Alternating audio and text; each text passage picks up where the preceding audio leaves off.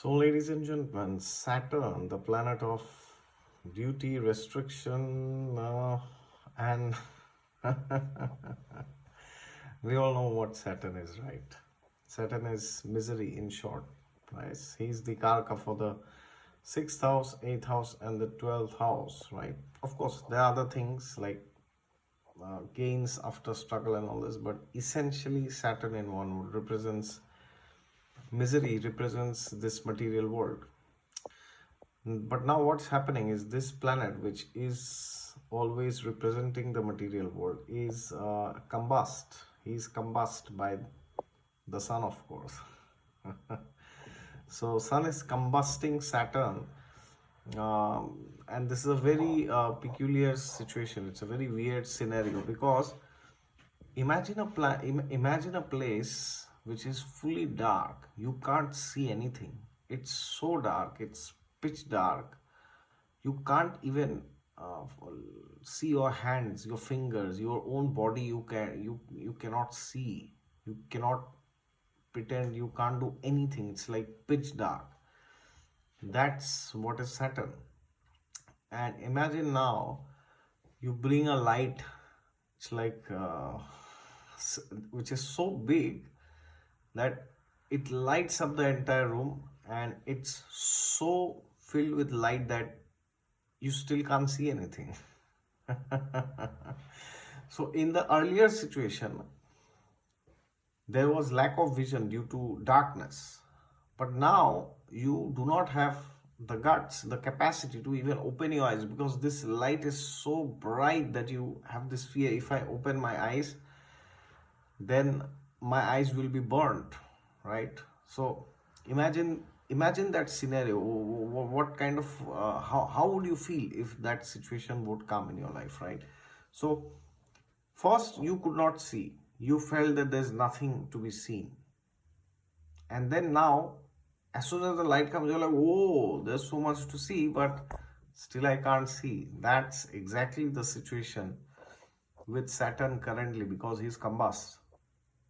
And Shani Maharaj, when he's combust, what happens is, see, what is combustion? You have to understand. Combustion is when a planet is pretty close to the sun, right? Now, what does sun represents? Sun represents the Atma basically. Okay, now when you hear the word Atma, you may think, oh, it's representing pure spirit, right? Because generally, when they say, no, you are Atma, which means they say you are spirit soul, you are not this body, right?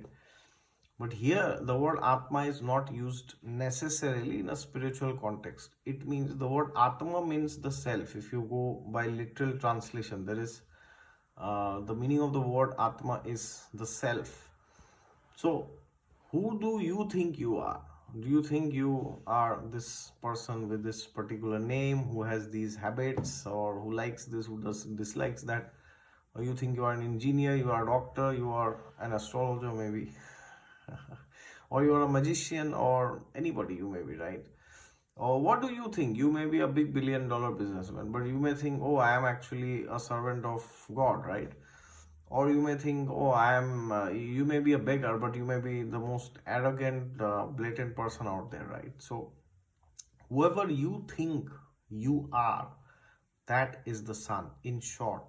Nothing more, nothing less than that. So, what is the sun basically? The sun represents our conception, the things that we own in this material world, right? Like not literally, but the things that we think we own, because Krishna says in the Gita, right, that he's the supreme controller, enjoyer, and proprietor. Bhuktaram yajna tapasam sarva loka maheshwaram suridam sarva bhutaram gyatva mam shantim ruchyati. Yes, and I am also the most well-wishing friend of everybody. One who understands this obtains peace. This is what Lord Krishna says. But when we come to this material world, we also, by our actions, by our karma, by our prarabdha and our destiny, as they say, we also temporarily own certain things. Okay, so the things that we own is actually represented by the sun. Sun is the kingdom basically, right? Who we think we are. Oh, this is me and this is my kingdom, right? and the moon represents the things that we own. How do we feel about those things, right? Moon is basically the people within the kingdom, right? Now what is Saturn? Saturn represents, now you have this reality, right, which sun is representing, and Saturn represents those black spots within the reality. Okay, Saturn represents those things which you have tried to improve in your life, but yet you have failed miserably. Has it happened that you have tried maybe so many things, right? Tried to have a better body, better physique, better career, better finances, better married life, but you have faced.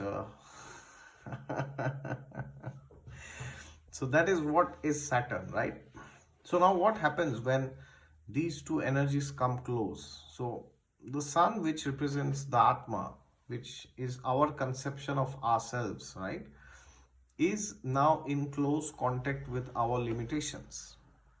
Now, this is a very interesting situation which can inspire us to do one of the two things. One is we become hopeless about our weaknesses, right? Because as I said, the light is so bright that we cannot see. We feel as if the world is going to end. So either we go into depression and we think that our weaknesses are so big, they're so strong, they're so terribly painful that we cannot do anything about them, right? We have to just keep them where they are, just do absolutely nothing with them.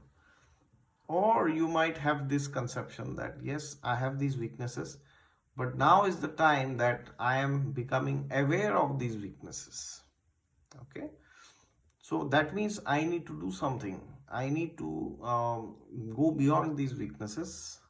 Doesn't mean that I will be able to always, but it definitely means that we should try our best, right?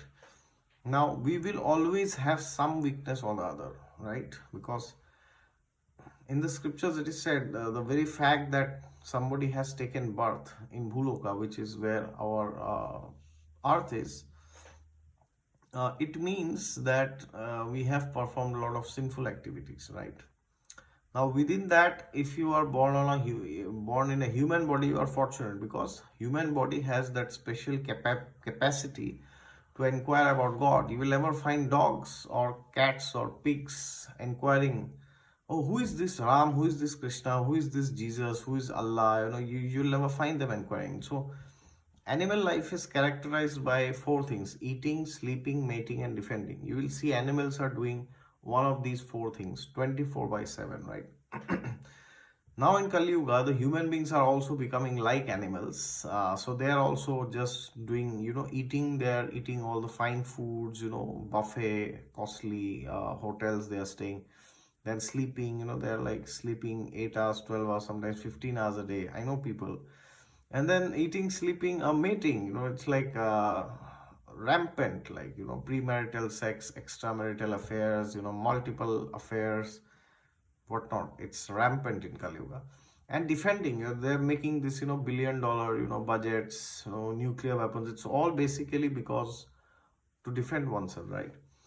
But human beings have this one special capacity. They can go beyond all this and inquire about God, right? So, therefore, you can try to see what weaknesses you have and how can you do spiritual practices in a way that you can overcome these weaknesses, and you can keep them to such an extent. Because see, if I tell you here that, oh, you will always conquer your weaknesses, it will never hamper you, so that will be like, it's fake, right? You also know that there will always be some weakness or the other. But this this Sun Saturn conjunction should give us this empowerment, if we are well aware enough to see how we can keep our limitations to such an extent that we can manage them, right?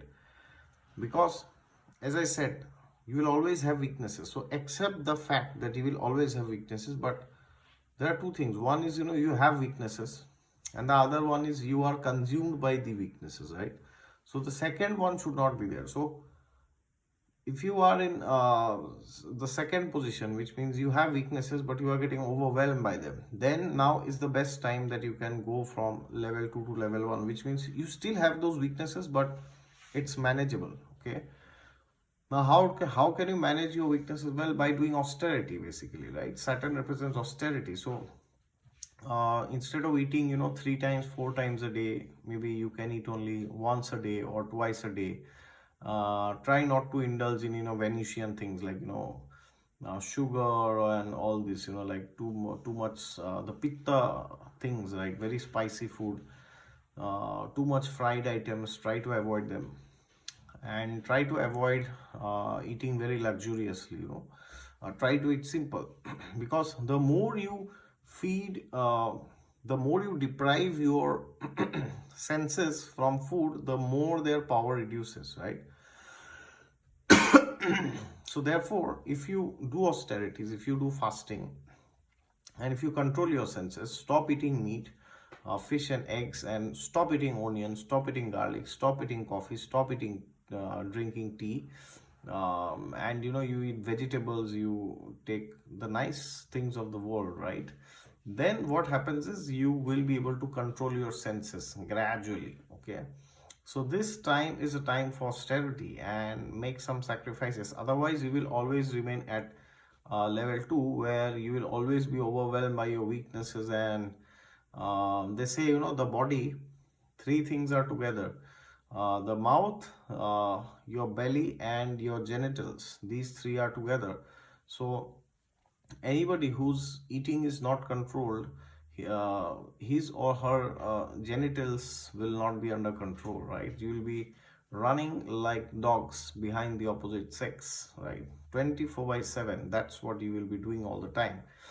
Grazing social media, staring at the private parts of the opposite sex. This is all you will do, right? So therefore, do some austerities. Get up early in the morning, chant mantras, try to eat less, and read the scriptures, enlighten yourself, and at the end, pray to your guru and pray to God, and do your best and leave the rest to God. Okay, thank you very much.